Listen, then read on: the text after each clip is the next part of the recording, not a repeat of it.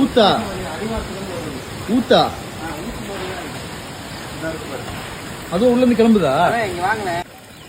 இப்போ நம்ம நிக்கிறது அந்த சோலைவனத்துல இருக்க ஒரு ருத்ராட்ச மரத்துக்கு கீழே. இங்க பாருங்க, இதோட வயசு பாத்தீங்கன்னா எப்படி ஒரு 100-200 வருஷத்துக்கு முன்னாடி ருத்ராட்ச மரமா இருக்கும்.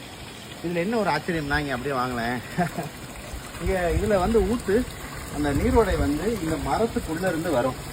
இந்த ருத்ராட்ச மரத்துக்குள்ள இருந்து இங்க தண்ணி வந்து அது வெளியே போகுது பாருங்களேன். ஸோ இதை நம்ம இங்கே தீர்த்தமா சொல்றாங்க.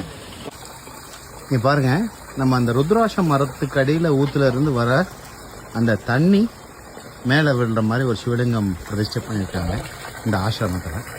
இவ்வளோ பெரிய ருத்ராட்ச மரம்னு பாருங்க, ஆச்சரியம்தான். அது எங்கேருந்து உள்ள ஓடையில இருந்து அந்த மரங்களுக்கு வழியா வருதா, உள்ள வேருக்குள்ள இருந்து ஊத்துல வர்றாருன்னு தெரியல.